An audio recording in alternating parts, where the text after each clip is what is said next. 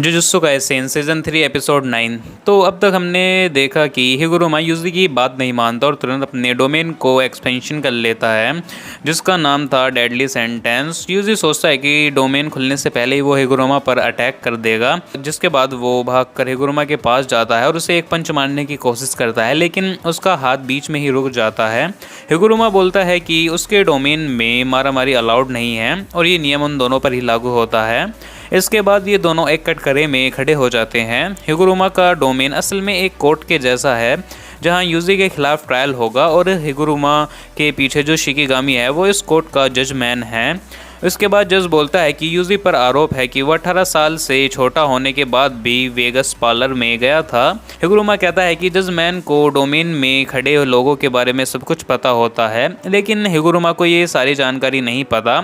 आखिरी फैसला इन दोनों की दलीलें सुनने के बाद ही होगा। और तभी हिगुरुमा के हाथ में एक लिफाफा आ जाता है जो कि असल में सबूत था कि यूजी सच में उस पार्लर में गया था कि नहीं, और ये सबूत जजमैन ने ही दिया था। और इस सबूत का मतलब ये नहीं कि यूजी गिल्टी है, पर पहले यूजी को अपनी सफाई में कुछ कहने का मौका दिया जाएगा, जिसके बाद ही हिगुरुमा इस सबूत को खोलेगा। यूजी को कोशिश करना होगा कि वो गिल्टी ना हो, और ऐसा डोमेन देखकर यूजी समझ जाता है कि हिगुरुमा तो सच में एक लॉयर है। टेंगन ने यूजी को बताया था कि पुराने ज़माने में सोर्सरर भी डोमेन का इस्तेमाल करते थे, लेकिन उनके डोमेन्स में गारंटी हिट इफेक्ट नहीं हुआ करता था। एग्जाम्पल के लिए, अगर कोई गोजो के डोमेन में फंस जाता है तो 100% उसे गोजो का अटैक लगेगा ही, और इसे ही गारंटी हिट इफेक्ट कहते हैं, जो कि लगभग सभी के डोमेन्स में होता है। लेकिन पुराने ज़माने के लोग सिर्फ इसलिए डोमेन खोलते थे ताकि सामने वाला लड़ाई छोड़कर भाग ना जाए, लेकिन टाइम के साथ साथ गारंटी हिट इफेक्ट वाले डोमेन बढ़ते रहे। खैर, यूजी समझ जाता है कि हिगुरुमा के डोमेन में कोई गारंटी हिट इफेक्ट नहीं है, यानी इस डोमेन में यूजी को कोई चोट नहीं पहुंचा सकता, और बाइंडिंग वॉर की वजह से हिगुरुमा को इस डोमेन के रूल्स भी यूजी को बताने होंगे। हिगुरुमा बोलता है कि यूजी को अपनी सफाई देने का सिर्फ एक ही मौका मिलेगा, और इसके बाद हिगुरुमा सबूत देखकर अपनी दलील देगा और फिर जजमैन फैसला सुनाएगा। यूजी पूछता है कि अगर मैं दोषी पाया गया तो क्या होगा, लेकिन हिगुरुमा ये बताना ज़रूरी नहीं समझता। वो बस बताता है कि अब यूजी के पास 3 ऑप्शंस हैं। पहला कि वो चुप रहे और कुछ ना बोले, यानी साइलेंस। दूसरा कि वो अपने गुनाह को कबूल कर ले, यानी कन्फेशन। और तीसरा कि वो मना कर दे कि उसने कोई जुर्म नहीं किया है, यानी डिनाइल, जिसमें वो चाहे तो झूठ भी बोल सकता है। जो सुन यूजी चौंक जाता है कि ट्रायल में झूठ भी बोल सकते हैं क्या। तो हिगुरुमा कहता है कि अगर सब लोग सच बोलते तो ट्रायल की ज़रूरत ही नहीं पड़ती।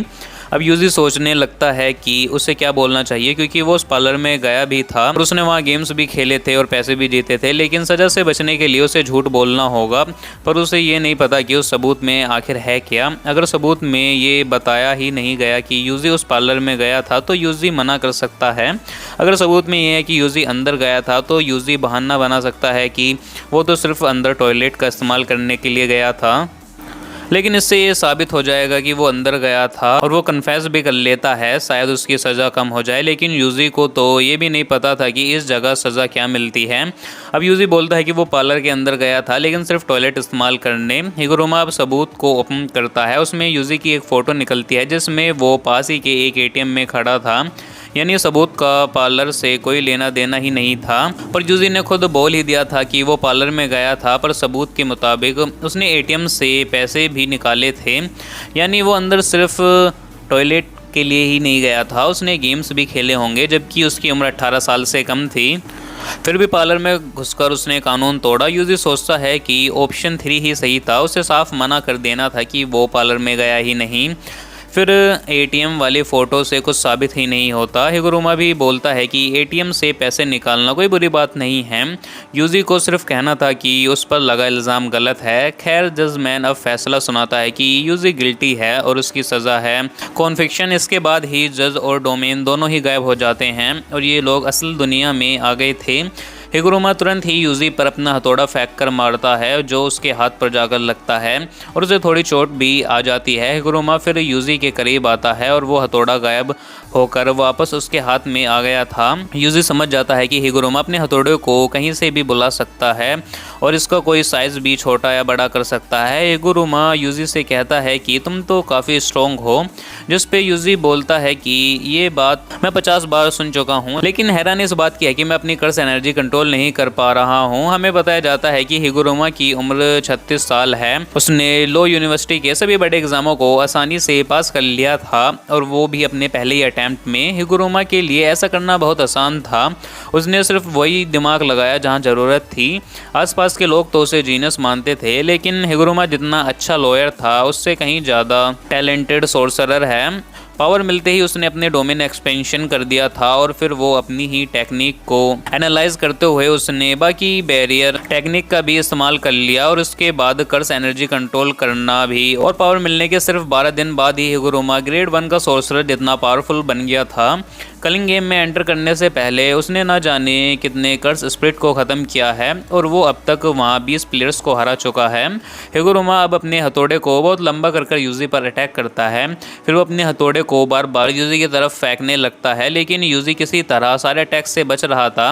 हिगुरुमा पूछता है कि क्या तुम अपनी कर्स एनर्जी का इस्तेमाल नहीं कर पा रहे हो क्या? तो यूजी बोलता है कि नहीं, और उसके पीछे ज़रूर तुम्हारा ही हाथ होगा। हिगुरुमा बोलता है कि जिसे भी ये सज़ा मिलती है वो कुछ टाइम के लिए अपनी कर्स टेक्निक का इस्तेमाल नहीं कर सकता, लेकिन लगता है कि यूजी के पास कोई कर्स टेक्निक है ही नहीं, इसलिए जज ने यूजी की कर्स एनर्जी को ही उड़ा दिया है।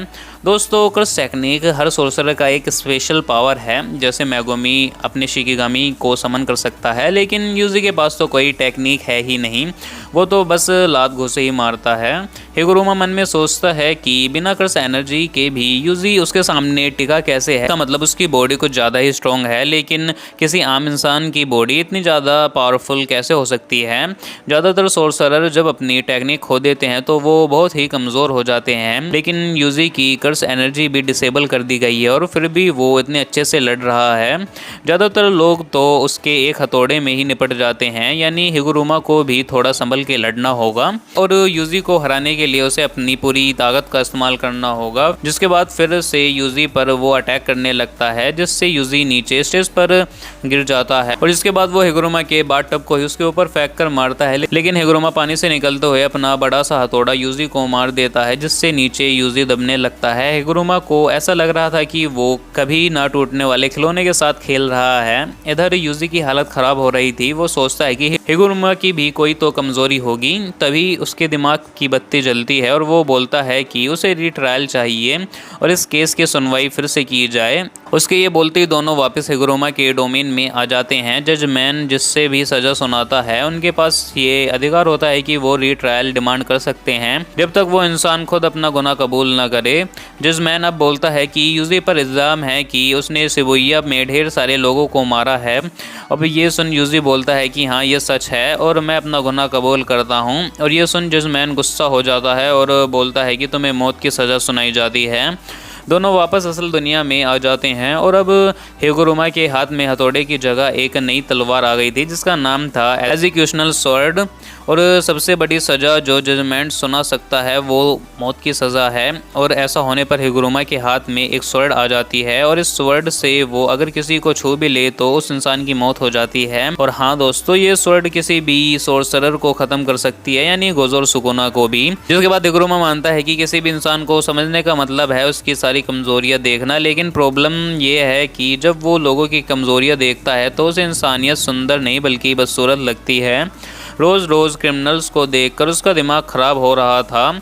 उसके लिए हर इंसान कमज़ोर है, चाहे वो कोई क्रिमिनल हो या फिर यूजी इतादोरी जैसा इंसान जो सच में अच्छा बनने की कोशिश कर रहा हो। अंधेरे में मोमबत्ती जलाने से अंधकार ख़त्म नहीं हो जाता। हिगुरुमा से उसके सीनियर ने पूछा था कि वो लॉयर बनने की जगह सीधा जज क्यों नहीं बन जाता।